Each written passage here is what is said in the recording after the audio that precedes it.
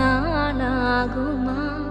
நீரில்லாத வாழ்வெல்லாம் வாழ்வாகுமா?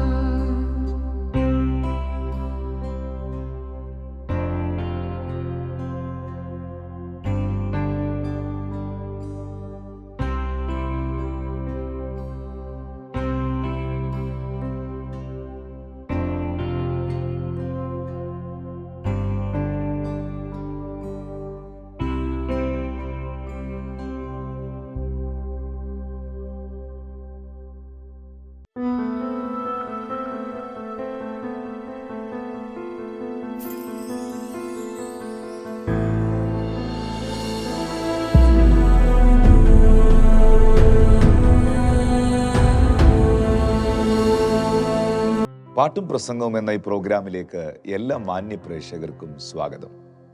നാം ഇപ്പോൾ കേട്ട പാട്ടിൻ്റെ വരികൾ പോലെ, യേശുവേ, നീ ഇല്ലാത്ത നാളുകൾ നാളുകളാണോ? നീ ഇല്ലാത്ത ജീവിതം ജീവിതമാണോ? ഇത് നമ്മളോട് തന്നെ നമ്മൾ ചോദിക്കേണ്ടതായ ഒരു വാക്കാണ്, അല്ലെങ്കിൽ നമ്മളിൽ ഉളവാകേണ്ട ഒരു വളരെ പ്രധാനപ്പെട്ട ചിന്തയാണ്.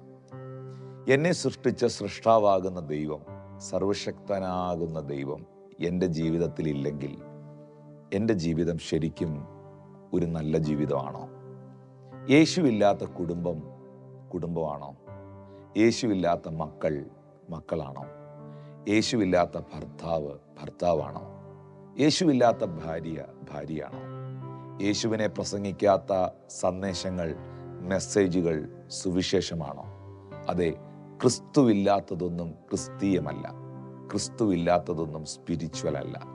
പ്രിയപ്പെട്ടവരെ, എല്ലാ മനുഷ്യരുടെയും ജീവിതത്തിൽ ഒരു ശൂന്യതയുണ്ട്.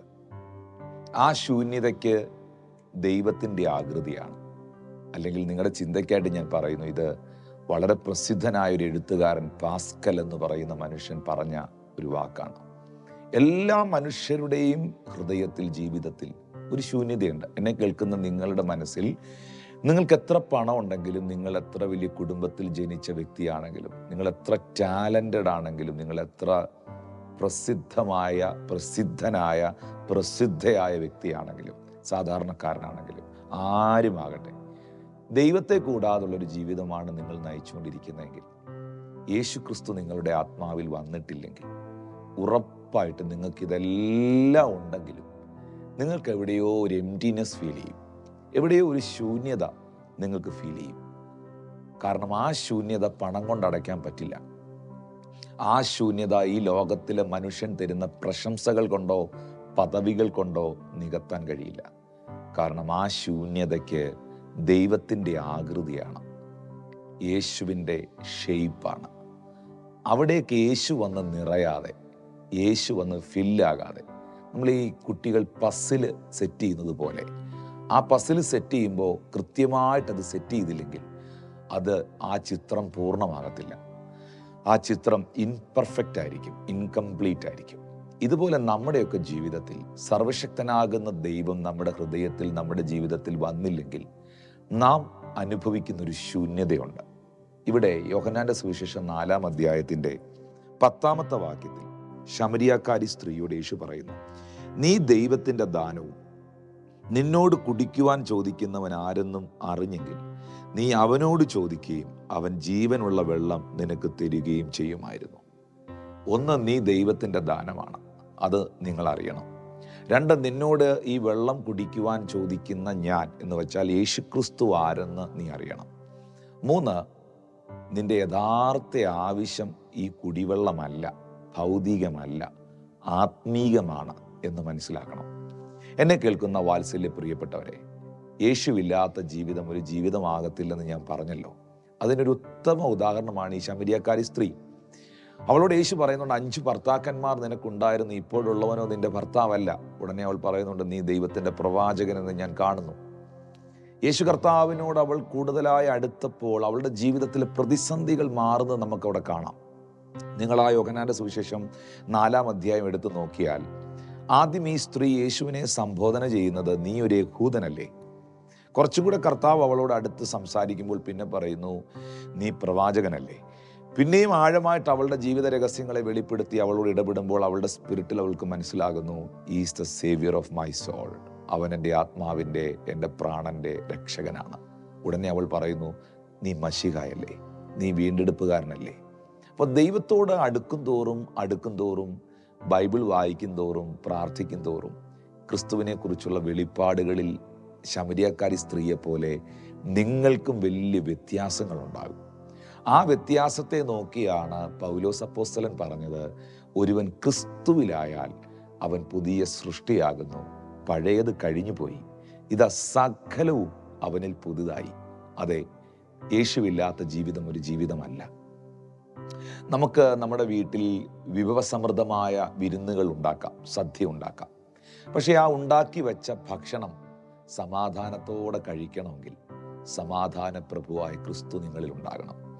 ഞാൻ ഈ മെസ്സേജ് പറഞ്ഞുകൊണ്ടിരിക്കുമ്പം കർത്താവ് എന്നെ ഒരു കാഴ്ച കാണിക്കുകയാണ് എൻ്റെ ആത്മാവിൽ. ഈ കഴിഞ്ഞ ദിവസവും ഭക്ഷണം മുമ്പിൽ കൊണ്ടുവച്ചിട്ട് സ്വസ്ഥതയില്ലാതെ കണ്ണിൽ നിന്ന് കണ്ണുനീര് വന്നുകൊണ്ട് ഫുഡ് കഴിച്ച ഒരു സഹോദരി എന്നെ കാണുന്നുണ്ട്. ഇങ്ങനെ ഒരുപാട് പേരുണ്ട്, എനിക്കറിയാം. എന്നാൽ ആ കുടുംബത്തോട് കർത്താവ് പറയുന്നു, നിന്റെ അവസ്ഥകളെ ദൈവം മാറ്റും, നിന്റെ വിഷയങ്ങളിൽ ദൈവം അത്ഭുതം ചെയ്യും. പ്രിയപ്പെട്ടവരെ, നമ്മൾ വെച്ചുണ്ടാക്കിയ ഭക്ഷണം പോലും നമുക്ക് സന്തോഷത്തോടെ കഴിക്കാൻ പറ്റണമെങ്കിൽ ദൈവസമാധാനം നമുക്കുണ്ടാകണം. നമുക്ക് നല്ലൊരു കടയിൽ പോയി ഒരു ഫർണിച്ചർ ഷോപ്പിലോ ഒരു മാട്രസിൻ്റെ ഷോപ്പിലോ പോയിട്ട് ഒരു 10-30,000 രൂപ വിലയുള്ള നല്ലൊരു മെത്ത വേണമെങ്കിൽ മേടിക്കാം. നല്ലൊരു മെത്ത, ഉറക്കം വരാത്ത കാരണം കൊണ്ട് മെത്ത മാറ്റി മേടിക്കുന്നവരുണ്ട്, തലയണ മാറ്റി മേടിക്കുന്നവരുണ്ട്. നല്ലൊരു മെത്ത നമുക്ക് മേടിച്ചിടാം. പക്ഷേ ആ മെത്തയിൽ കയറി കിടക്കുമ്പോൾ, ആ തലയണയിൽ തലവെച്ച് കിടക്കുമ്പോൾ നല്ല ഉറക്കം ലഭിക്കണമെങ്കിൽ ദൈവം തരുന്ന ഒരു സമാധാനമുള്ളത്തിൽ വേണം, യേശു വേണം. മെത്ത മാറിയത് കൊണ്ട് ഉറക്കം കിട്ടണമെന്നില്ല. ഉറക്ക ഗുളിക കഴിച്ചത് കൊണ്ടും നല്ല ഉറക്കം ലഭിക്കണമെന്നില്ല. എന്നാൽ സങ്കീർത്തനക്കാരൻ പറയുന്നു, ഞാൻ സമാധാനത്തോടെ കിടന്നുറങ്ങും, നീയല്ലേ യഹോവേ എന്നെ നിർഭയം വസിക്കുമാറാക്കുന്നത്. അതെ പ്രിയപ്പെട്ടവരെ, നമ്മുടെ വിവാഹം വേണമെങ്കിൽ വിമാനത്തിൽ വെച്ച് നടത്താം. ഞാനിങ്ങനെ വായിച്ചിട്ടുണ്ട്, ഇന്ത്യയിൽ അതിപ്രധാനപ്പെട്ട 3 മാരേജുകൾ എയർ ഇന്ത്യ എന്ന് പറയുന്ന ഫ്ലൈറ്റിനകത്ത് വെച്ച് നടത്തിയിട്ടുണ്ട്. എമിറേറ്റ്സ് വിമാനത്തിൽ വെച്ച് UAE പല പ്രമുഖ വിവാഹങ്ങളും നടന്നതായി, ആകാശത്ത് വെച്ച് നടന്നതായി റിപ്പോർട്ട് ചെയ്യപ്പെട്ടിട്ടുണ്ട്. വിമാനത്തിൽ വെച്ച് വിവാഹം നടത്തി അതിനകത്ത് ഫുഡ് സെർവ് ചെയ്യാം. പക്ഷേ നല്ലൊരു കുടുംബജീവിതം ഉണ്ടാകണമെങ്കിൽ കുടുംബത്തിൻ്റെ നാഥനായ, സകല കുടുംബത്തിനും പേർ വരുവാൻ കാരണമായ ക്രിസ്തു നിങ്ങളുടെ കുടുംബത്തിൽ ഉണ്ടാകണം. നിങ്ങളുടെ മക്കളെ എത്ര വലിയ പ്രമുഖമായ യൂണിവേഴ്സിറ്റിയിൽ വിട്ട് വേണേലും പഠിപ്പിക്കാം. പക്ഷെ നിന്റെ കുഞ്ഞിൻ്റെ ഭാവി ഏറ്റവും ബ്ലെസ്സിങ് ആകണമെങ്കിൽ, അനുഗ്രഹപൂർണ്ണമാകണമെങ്കിൽ നിന്റെ മക്കളിൽ യേശു ഉണ്ടാകണം. യേശുവില്ലാത്ത ജീവിതം ഒരു ജീവിതമല്ല. യേശുവില്ലാത്ത കുടുംബം ഒരു കുടുംബമല്ല. യേശുവില്ലാത്ത പ്രസംഗം ഒരു പ്രസംഗമല്ല. യേശുവില്ലാത്ത സഭ ഒരു സഭയല്ല. യേശുവിനെ കൂടാത്ത ജീവിതം ഒരു യഥാർത്ഥ ജീവിതമല്ല. നീ ഇല്ലാമൽ നാളെല്ലാം നാളാകുമോ? നീ ഇല്ലാമൽ വാഴ്വെല്ലാം വാഴ്വാകുമോ? ഇത് നമ്മളോട് തന്നെ നമ്മൾ ചോദിക്കേണ്ടതാണ്.